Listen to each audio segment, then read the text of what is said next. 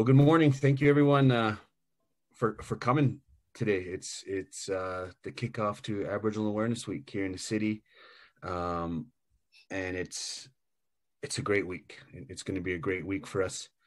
There's a lot of events going on, and the Indigenous Advisory Committee is kind of kicking off the week, I guess, for us with this kind of panel / conversation about it. So just a few little housekeepings before we really dive into the introductions and everything. We're going to allow the panelists to have a chat, and we have a couple questions we're going to pose to them that we're going to conversate about. If you have any questions, you can put them into chat as we get, depending on time at the bottom there. We will, raise a couple of those at the end for the panel to discuss. And what we're going to kind of be chatting about today is how we as a sector. Oh, let's see here. Sorry, you guys are all making me nervous. There's too many people in here. I usually don't talk in front of this many people. So just kind of our conversation piece for this week, for today, is one of them is how might we as sector organizations begin the journey or the work of reconciliation of transformative change. So how do we activate that? How do we take that journey? How do we go down that journey? A second question, if once we get through the first one, is how do historical events impact current disparities experienced by those most vulnerable in our communities? And I think that's goal 3 of the Enough for All, and I think it's all the goals of Enough for All is exactly what it says. There's enough for all, and how can we work to remove some of those barriers and some of those disparities to make sure that everyone has equal access and we're all equal, regardless of our age, our gender, our backgrounds, our cultures, that we're all looked at as individuals and who we are. So I think most folks here I know, but I'd like to introduce myself. I am Buddy Dixon. I'm from the Stoney Nakoda Nation out west, from the Bears Paw First Nations. I've been born and raised in Treaty 7. I've done a little bit of traveling to Siksika, a little bit traveling down to Kaina, a little bit into Bigani, where all my family is, to Tina, as well as up into Musqueam and Treaty 6, where we also have family. So quite the large family. That's kind of where I'm from and who I tend to stick with. And you guys are all my friends in this room now, and I've had a chance to meet majority of you and have conversations with all of you. So that's who I am. I'm also the Indigenous Engagement Facilitator for Vibrant Communities Calgary, and try to do my best to make sure goal 3 is pushed along as far as I can push it. So that's me. But I'd also like to give some time for the Indigenous Advisory Committee members to kind of introduce themselves to you all. And I guess we'll just kind of go around in my screen from the ones that I can see here. And Christy is kind of the first on, and then we can go to April and then Evelyn as well. Yeah, thank you, Buddy. Okay, wait. Good morning, everyone. Thanks so much for joining today. My name is Christy Morgan. I come from the Secwepemc Nation in British Columbia. I'm part of the Slicktouse band of that nation, English, the Bonaparte band of the Shuswap Nation. And I've lived, worked here, and played in Mohkinstsis with gratitude for many decades. And very happy to be a part of the panel and sit in space with everybody today and have a good, engaging conversation. Thank you so much, Evelyn, for starting us off in our good way. And I'm looking forward to the rest this morning. So happy Indigenous Peoples Day, everyone. Thank you.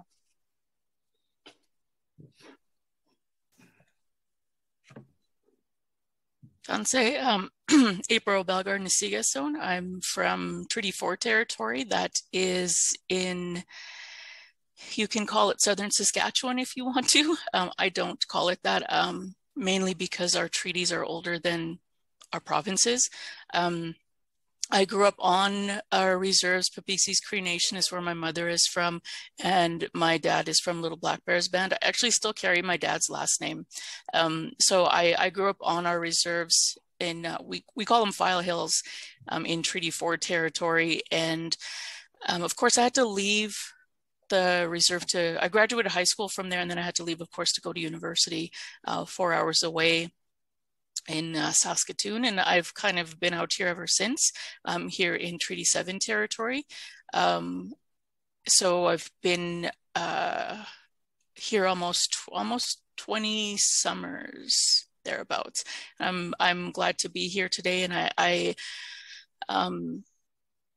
I'm glad to see some people that I know and some people that hopefully we'll get to know a little bit better. And before I pass it on, I want to say thank you to my friend Evelyn for our prayer this morning. It really starts us out in a good way and with intent. So thank you for that.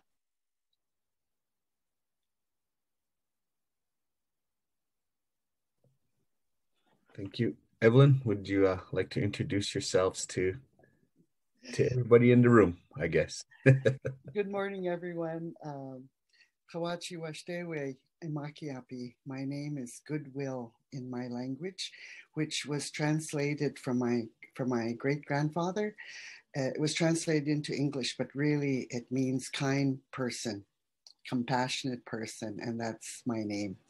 I've carried this name since I was in my teen years, and it was given to me by my family, and I really honor the name because it is our family name. And I am a Standing Buffalo Lakota Dakota. We are not treaty. We came from United States, both my nations. My nation of Dakota came after the Minnesota Wars of 1860, and my Lakota family came after the Battle of Little Bighorn. So I come from nations that have really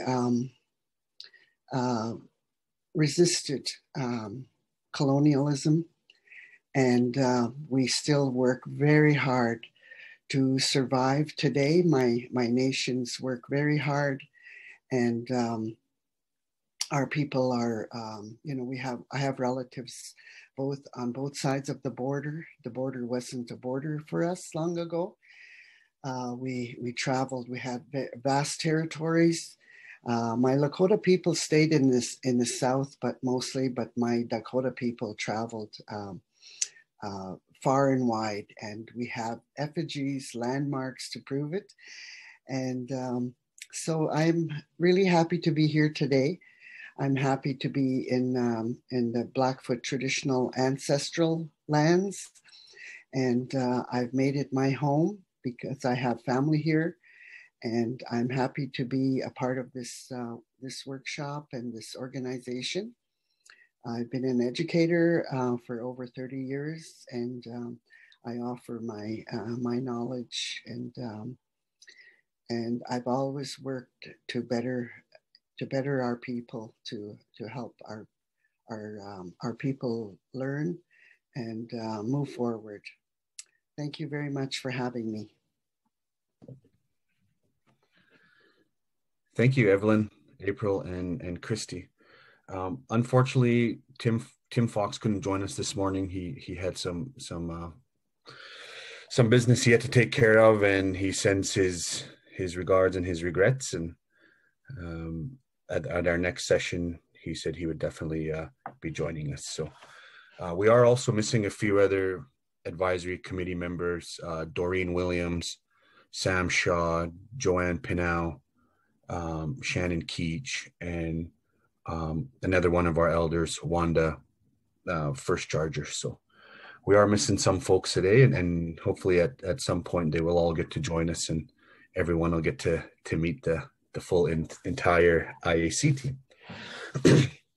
Well, with all the introductions done, I guess we'll hop right into it, and get down into the questions. Tim did kind of send us a little bit of an email to kind of prep. So I will read that, and then it kind of segues us right into kind of the two questions that were kind of posed. So we'll just start off with Tim's kind of email here. So he writes, when considering how we can take a systems change approach to our work, we must continue to look at the root case of injustice, inequalities, and consider these within historical contexts. These contexts helps to frame the contemporary disparities between Indigenous and non-Indigenous people and depicts how racism and intersections overlapping with ongoing acts of colonization. Taking the time to unpack historical context is about raising important truths to guide our path forward. These truths acknowledge how Indigenous communities across North America are at the front line of inequalities and injustice that continue today. So Tim had sent that off this morning, or not this morning, but earlier in the week. And that kind of framed our two questions that we would dive into. And like I said, the first one is how might we as a sector organizations begin the journey of work and reconciliation of transformative change? And I think that's what kind of everybody wants to know is how do we do the work? Where do we begin? How do we move forward? How do we change systems? And lucky for everyone, we have a couple, I call them experts. They're pretty humble and don't refer to themselves as experts, but they're my experts. So I'm not sure if Evelyn, Christy, April kind of want to tune into that first question, if we want to go in order, or if someone just wants to hop in first. Maybe Christy. You're just the first one on the screen. The good old voluntolding. You're the moderator, buddy. You can voluntold anybody. It's tough. It's tough being a moderator because I always struggle with my culture of telling people what to do. I feel like it's not my role to boss people around, especially female people. In our community, we don't do that. I was raised not to boss around anybody, that if something needs to be done, I just need to do it. So it's very difficult for me to ask others. That's fair. That's fair. And that, I think, that even is a good, into the first question that we asked here. I mean, how does the sector begin to transform change? It's those kind of pieces of learning that you even just shared in the conversation there, of knowing and honoring the learnings that you've been given. I think that's a huge piece when we look at transforming our systems. Of language is a funny thing. And, most of us operate within the English language as a context piece in the way that we govern ourselves, the way our systems work. And, for any of us that, even learning English or trying to understand how the English language breaks down, that's always a fun piece of semantics, that, how we write things down and how it's interpreted can be very different. And so when we're looking at systems and being transformative, this is such a broad question, and I think it can vary between different sectors. And so I can only share what some of my experience has been, and that's all I'm going to lean into is my experience, because that's all I can speak to, is what I've been, experienced. And so, what I could probably share in terms of how do we begin some of this transformative change is really around that space and time and era of language and policy. When we look at, policies as organizations, as systems we work in, often that's what we fall back on as our default, because it does provide that structure that many of our societies and our businesses and companies need to provide a process on how we operate. I think when we look at how we might be transformative in what we do, it's taking a look at those policies and really looking at the angle from which they are written and asking yourselves why it was written that way and for what purpose. What purpose does that policy serve? Is it to provide the support to do the work in a good way? Or is it meant to somewhat provide support, but still very much within a defined area? And it's not to say that policies are all bad, because they do provide some good supports, but it's looking at from what angle does this hinder or support the work that we're looking to do. And so I think part of that piece, when we're looking at how to transform pieces, it's a lot of it comes down to systems, is how we govern our policies and processes. And sitting down, if we're particularly looking at our Indigenous community, sitting down with our Indigenous communities, and really delving a little bit deeper into some of our policies that we hold as organizations, and utilizing that, even the word of policy. I've sat in some different conversations, even with some of my colleagues, and really broken down what that definition actually really means. And how do we take policy from being sometimes what we see as a, like a directive, or like a very black and white kind of definition of how to support the work that we do, to seeing policies as support to help our staff do the good work that they do, and really reframing even the context on how people see policies. When we all hear, has everyone read their policy manual? I don't know about any of your organizations, but they're all like, yay big. And you're like, oh my goodness, here's my next first 2 weeks of working the job, and I got to read 500 pages of policy, and I got to know it and understand it and follow it. That can be, is that actually really promoting some of the creativity and some of the skills and things that we want people to bring in? Or is that kind of letting people sit thinking like, oh my goodness, I have to know, like, this is exactly how I'm expected to think in this manner? And at what point does that hinder some of the pieces while also providing the safety? And there, like I said, there's that fine balance of those pieces around that. But when I look at this question, to me, it's beginning transformation starts with the processes and the systems that we help create and or support in our own organizations. And while we can talk about systems at a much broader level, those are bigger systems that do take a bit more time and a lot more intensive work. As a starting point, inviting you into your space to look at how your organization, your workplace, your business, even things that impact you as a team within that organization, what policies support or hinder your work, and have conversations about what does that look like. I'll stop there because I want to create space for my colleagues to speak into their viewpoint as well. So thank you very much. Thank you, Christy. Evelyn or April would like to chime in on the first question as well. April. Oh no, Evelyn. When Evelyn tells me what in our teachings, Evelyn tells me to do something, I need to do something, and I was waiting for her to go first because that's also a teaching. Elders speak first, but thank you. And Christy raised some really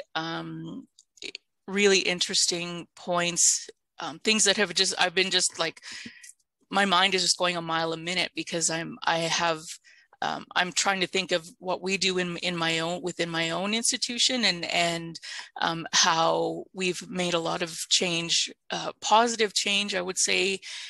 I've worked there for almost 20 years, and the changes that I've seen in the last maybe 2 years are absolutely remarkable. Things that I never thought I would see happen, to the point where, back when I first started working at my institution, we didn't have elders. We didn't have a lot of things that were, where I come from, are norms, they're, practice, and it was very interesting. I remember my dad long ago asking me, well, who are your elders and where are they from, and that kind of thing. And I said, well, we don't have any. And he said, well, why do you work there? Because in my teachings, elders are central to everything that we do. And now at my institution, I'm proud to say that we have a number of elders that that are starting to inform the work that we do. And so if you're looking for a starting point, if you're looking on making that transformational change, it's a good place to start is with our knowledge keepers and our elders that are from this territory or have been adopted into this territory, married into this territory, who know a lot about the people that live and that live here. They have their traditional teachings, they have their language, they understand the ceremonies, they understand place. So it's really, really important, I think, to just go to that, like, I don't know if the word is grassroots, but that very just that the at the root of our teachings are our elders. And so good, that is in my opinion, the right place to start. That we're at a place now, a lot of us who, we're thinking of whether or not our projects or our programs are developed for Indigenous people, by Indigenous people. And if they're not, you need to figure out why.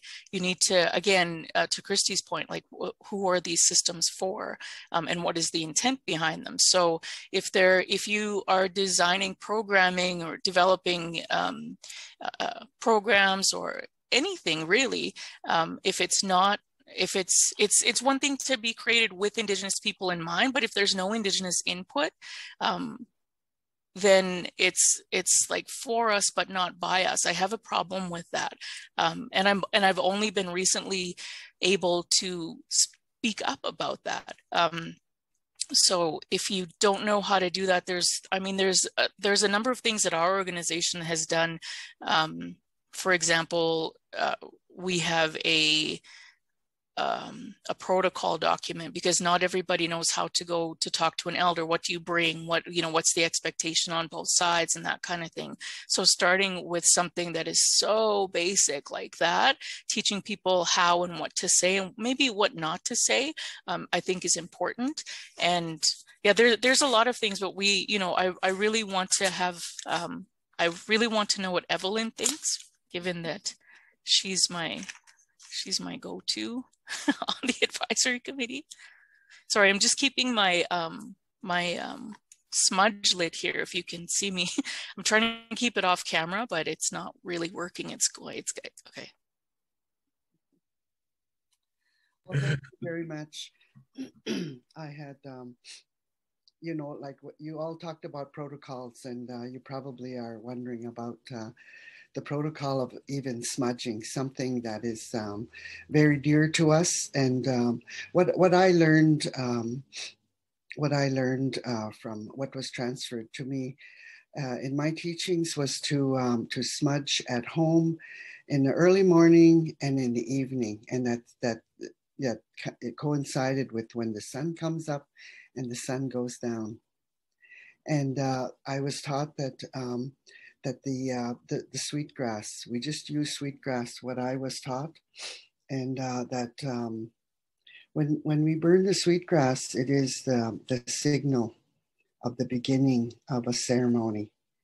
And when we really think about it, if it's the beginning of a ceremony, whether we're all by ourselves making the smudge, or we're beginning a ceremony with many people, and in a meeting like this, we're opening the minds and the hearts, and we're sending a signal to Creator to create this sacred space, so that there is no judgment, no resentment, no, everyone will work together in like mind and kindness.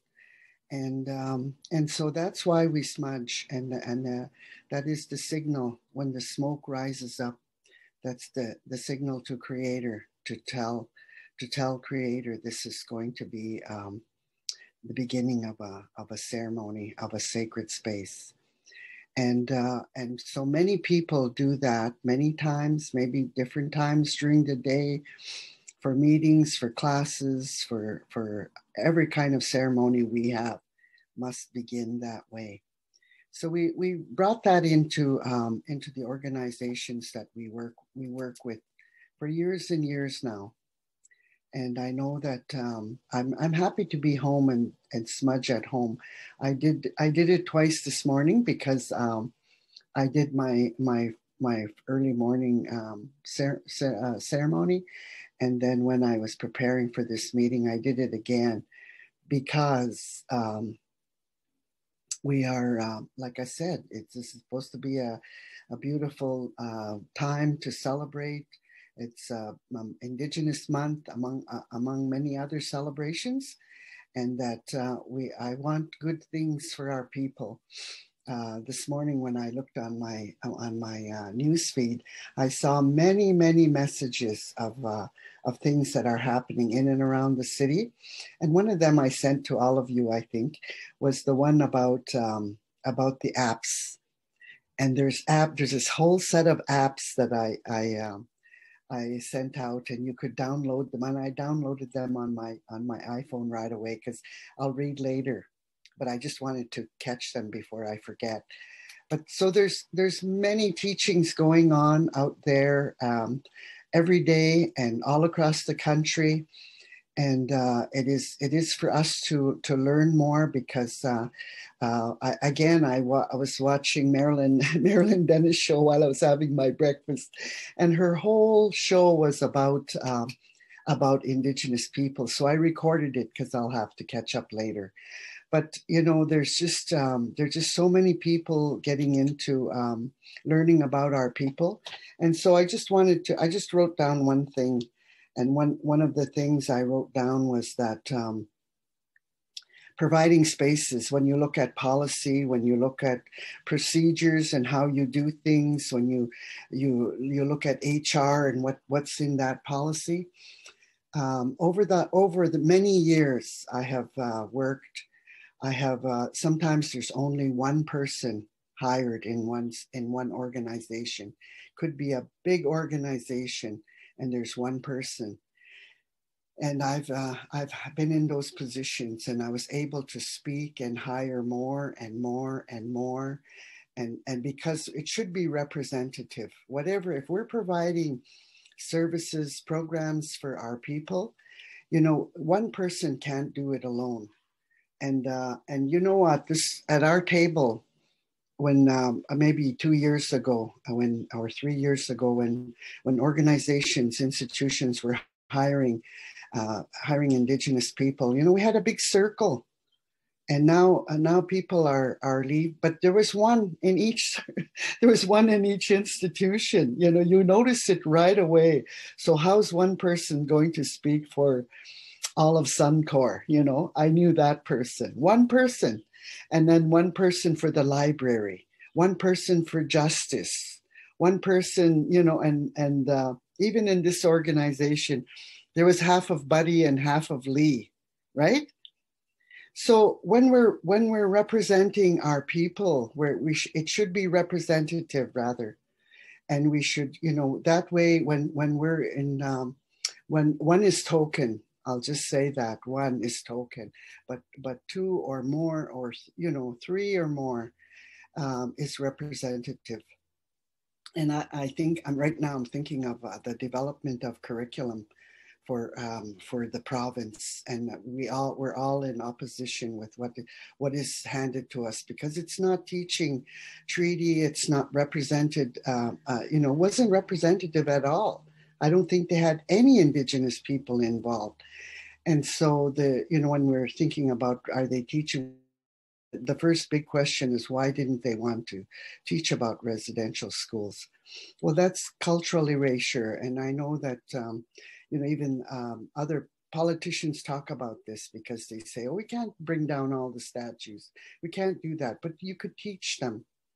It could be taught. I know Ryerson University was thinking of bringing down their statue, and maybe they already did, of Egerton Ryerson, who was one of the inventors of the residential schools. But they had a plaque beside it. And of all his, he was the man who developed public education for Canada.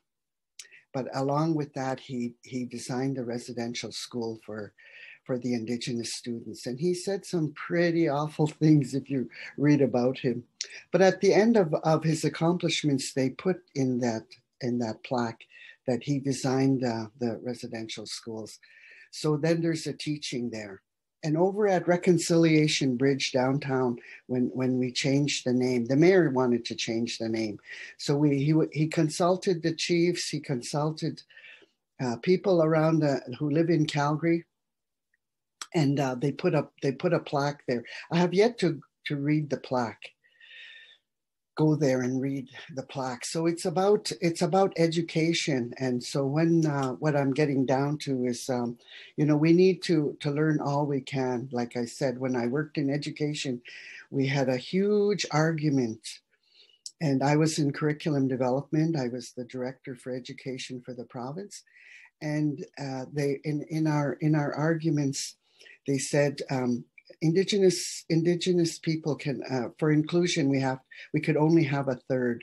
Anglophones have a third, and Francophones have a third. So whenever we developed curriculum, we had to only put in a third of content. So when people say, I didn't learn this, how come I didn't learn this, And of course, ATA had a huge opposition at first. They didn't want to teach Indigenous content, and their excuse was, I didn't learn anything about it. I don't know. And I used to tell them, when I went to university to become a teacher, I had to learn everything from Plato and the Greeks and the Egyptians and the beginning of education way back then. And I'm not teaching it now, but that's what I had to learn. And if you're going to become a math teacher, you have to learn everything there is to be a math teacher, a social studies teacher, a science teacher. So when we're teaching Indigenous studies, a third of some content, and if you were teaching Francophone, you have to learn it. And then you pass it on, you facilitate the discussions, you facilitate the learning. So I think we are. This is the end of excuses. I think we need to all, take the initiative to pick up books and learn, and in learning, and there's many acts of reconciliation. I know down at the library they're compiling a resource. And in it, there's 150 acts of reconciliation. You could pick one or two or three. And I think reconciliation is not going to stop with a check mark. It should go on for at least 150 years or more. It should always be in the education of this country, and that our people should be representing. And when you look at our people, we're slowly getting into the professions. We have more doctors, more lawyers, more scientists, and so our people are working very hard to get into mainstream and to teach, and to become visible, and to use our voices, and dismantle institutions, and disrupt here and there, idle no more, and all these roadblocks, and water, oil pipelines, and all of that, because water is sacred, our earth is sacred. We're trying to help mainstream to learn these things, and it's a lot. We have a long way to go, and the latest discovery of the bodies, it happened to every residential school. I happen to be at one of them where we have horror stories, and so we're far. This is far from over, and unfortunately, Canada isn't this big, innocent, beautiful place to live, where everyone wants to come to Canada and make a life here. But for us, it's a constant struggle, but this struggle could not be the way it is if we learn about one another and learn to live together and work together. Thank you. Thank you, Evelyn. I think there was a few good points raised by all three, and Christy was talking about, you know, she mentioned she can only speak on, as well as April, only on behalf of what they know, their organizations, their teachings. Evelyn touched on how tokenism with one individual. I think that's key, because we as Indigenous people can only speak on who we are and our people and our culture. For myself, I can't speak and say this is the way Evelyn does things, this is the way April does things, this is the way Christy does things, because I'm not part of that culture. I'm not Shuswap, I'm not Cree, I'm not Lakota, right? I don't understand. I respect the ways, but I don't fully understand the cultural behaviors, I guess. So it's very important that when we engage in the work, we don't have one person or engage in one group to say these two people are going to lead our Indigenous work, because it's tough for two people to lead, because they don't know all the Indigenous. They can only speak on behalf of themselves, and that's what they know. And it's not right to speak for something I don't know, because then I would be giving you guys all false information. So that was kind of it, and you know, those elders are guides. I think they mentioned about having that incorporated into the work, incorporated into the programming, incorporated into the way we move forward, is really taking that lead. And you know, elders, you know, when they ask you to do something, they guide you, they inform you, they allow you to make mistakes and grow from those mistakes. They correct you in a positive way and explain why it's done a certain way. They explain, you know, they allow you that room to grow with your knowledge. And as you're growing, they're passing that knowledge on to us. So I think that those are kind of two key things. I know we're kind of getting short on time here, but I think Doreen, I see that you're here, and thank you for joining us, everyone. This is Doreen Williams. She's also a part of the IAC, and she's also a super busy individual. So I just want to acknowledge you there. And Doreen, I don't know if you want to quickly introduce yourselves before we chime into the next piece. Okay. Can you hear me? Okay. It's always a hit and a miss, right? With technology, and I have a new setup, so I don't know if it's working. So yeah.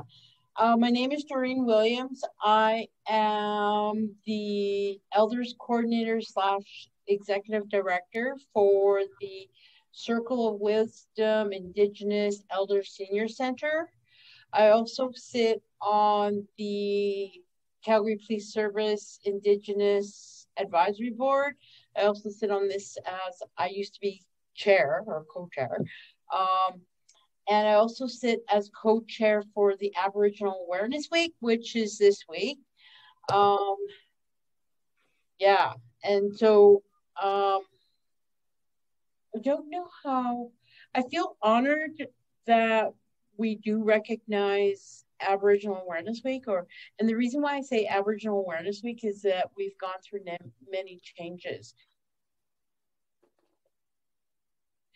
And so I'm so used to saying Aboriginal instead of Indian or Native or Indigenous. And I think that the Indigenous, I really like the word because it's people of the land, and it kind of connects to the true identity of the people of the land, like the Indigenous peoples of Canada. So today is summer solstice, and that means in Indigenous is that we honor the next season. And so I'm feeling, I just sent my executive assistant to the immunization clinic, which we had here at the center, where we vaccinated 402 Indigenous seniors of our community.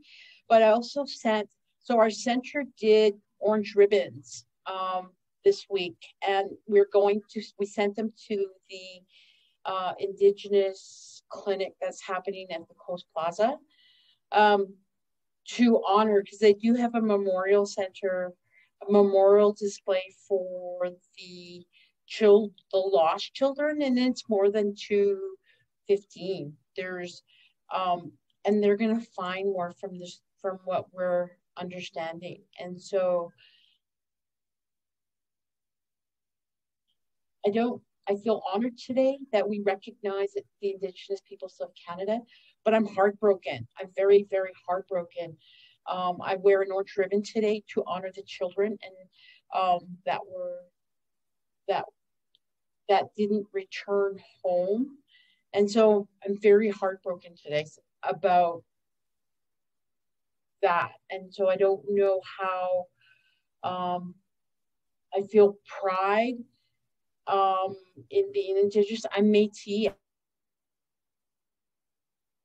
actually, and I'm Cree.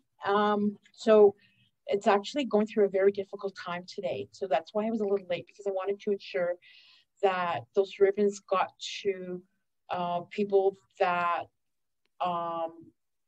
just to have an understanding why we're wearing the orange ribbons. And so I wanted to make sure that they went out so that we honor those children and that we honor all the children that didn't return home. And so when we talk about reconciliation, as an Indigenous person, Métis actually, we had a discussion this morning, is that we're tired, we're exhausted. Why should we be the ones that go out and try to reconcile with the mainstream dominant society, like the main society? I think it should be the way around, because we work so hard. It comes as a shock to everybody about the children, but it's not a shock to us who are Indigenous, right? Because we've been impacted by what has happened through historical practices, and this is where we are today. And then it's not, we've lived. I'm a second generation. I didn't go to residential school, but my mom did. And that was taken away from her, right? Parenthood. Like, I can't even imagine being taken away from my parents at 3, right? One of our elders, who is a famous actress, who's no longer with us, told us a story when the law enforcement came to, she was outside playing, and her parents were doing something in the yard. The law enforcement told her, well, did you want to see your sister? And she was lonely because all her family members were in school, and she was 3 years old. I have a grandson who's 3, and I can't even imagine him being taken away. Well, they do that with child welfare, but I can't imagine at that time, at 3 years old, being taken away. And she says, they took me away because they told me that I'm going to go see my sister. And so she was 3 years old. And so it's my mother's generation and my grandmother's generation that went to residential school. So we're still impacted. My son's still impacted. My grandchildren, like my son, he suffers through stuff. And then my grandson wants to know, and what do you tell them? It's not all, we come from a legacy, not a good legacy. We come from a very historical legacy. This is why things are happening this way. This is how we do things. And so I had to explain to him this weekend because he wanted to know about the residential school. And I had to tell him, well, your Japan, and that's what we call great grandmother, went to residential school. And then he goes, well, what about you? And I says, well, I went to a Catholic school with nuns. So I had the nuns. And so we're all impacted. And so this year with the discovery, it's a physical discovery of what people just swept under the carpet because they didn't think it was real, and they're telling us to get over it, and now they're all shocked. And I'm like, but we've been doing this forever. Like it's been 100 years. And so it's like, now it's just for organizations to check mark so they can access Indigenous funds and stuff. And so I just being real sorry about that. It's a very emotional day, right? It's a very emotional day because it's National Indigenous Day. And we're supposed to be celebrating our identity of being First Nations, Métis, Inuit, and peoples of the land. But our legacy is front and forward in front of us. And so they talk about tokenism, like they were saying, but how can you be a tokenism or a check mark when the emotions and the feelings are so real right now? And I think that there's a lot of us that are feeling those feelings, and we have such a beautiful, beautiful culture. When they say Indigenous peoples of the land, we know that we're connected to the land. We have a relationship with everything that's out there. That's why we do the smudges. That's why we do the sweats. That's why it's so that we can renew and reconnect with that relationship and keep moving forward for our grandchildren. Because I want him to know and be proud, you are Métis. You're an Indigenous person, and this is what we do. Even though you don't like jigging, but we still do it, right? And he's so used to the jigging music. I'll play it, and he goes, "Oh, come, don't do that, right?" I said, "Come on, we got to jig together." So anyway, so sorry about going on, but that's where I'm at right now with June 21st. So I do apologize. But that's what I'm feeling right now. So thank you, buddy. Thank you, guys. Awesome. Thank you, Doreen. And I think you did raise some good points, and with even just how we identify ourselves mainstream, right? Indigenous, Aboriginal, Indian.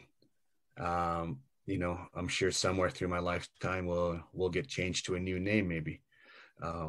But I think we identify ourselves as who we are: Blackfoots, Crees, Shuswaps, Dakotas, Lakotas, Navajos, right? Ojibways, Assiniboines. We identify that way of who we are, not by a acronym or a politically correct term, I guess.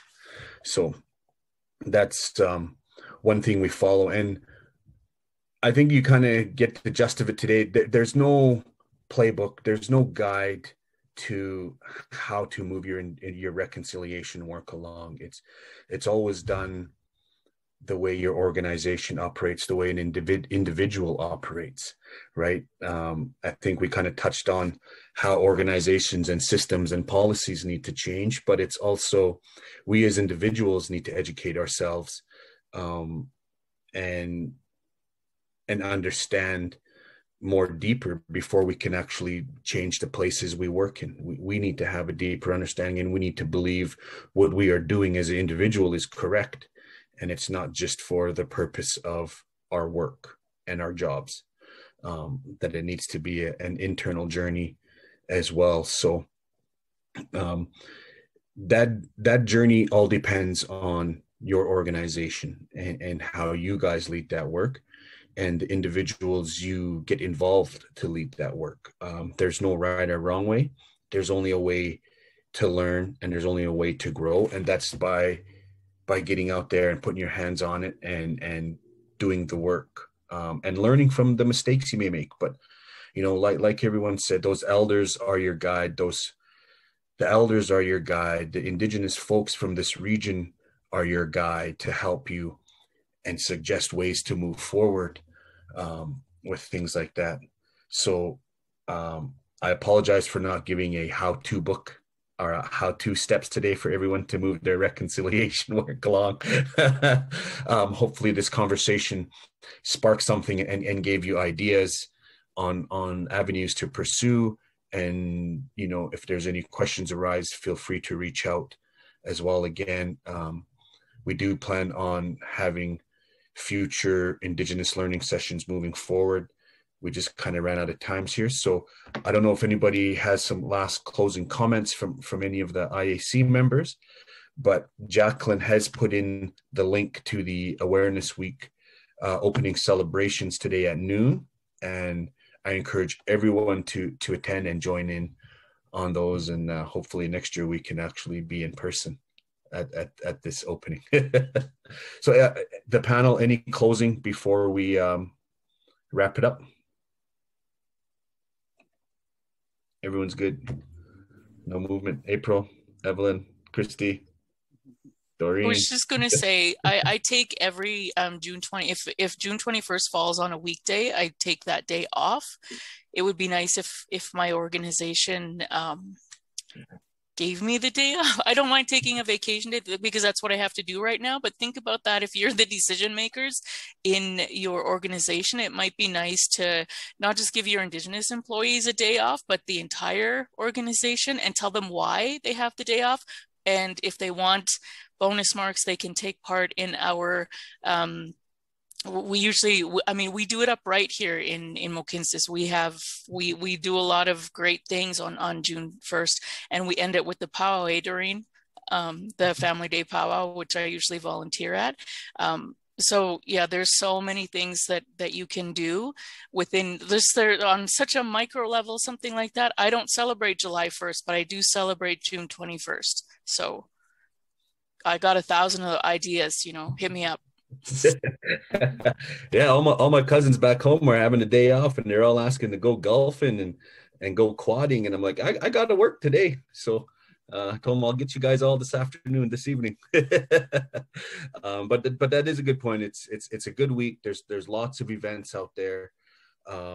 Doreen has put the website in the chat with the event calendar on there, so definitely take the time to get out there and meet folks, join in on conversations, join in on events, and just begin to really understand our culture and have a good time with it. You'll notice there's a lot of humor, there's a lot of interaction, oral interaction and verbal communication, and there's always storytelling, and sometimes those stories really are about nothing, but they're always great information at the end. So Christy or Evelyn, I don't know if you guys have anything left. If not, we will close the session. I'll just say that we have a beautiful, beautiful culture, each and every one of us nations, and we celebrate a lot at all times of the year, because we have our celebrations in every season. So in the 4 seasons, we have something significant happening to celebrate. And but this Aboriginal or this Indigenous Day is I guess it's special to us now, because it was named this day when Prime Minister Trudeau came into office. So, but all of our people, like Buddy said, on our reserves everywhere, they all take the day off, and we have like I said, we have a beautiful culture. So they always have a lot of singing and dancing and feasting, and just, give it a real, have a day where we can really celebrate who we are. Thank you. Alrighty, everyone. Thank you for joining, and have a great day. And we'll probably see you at some of the events this week.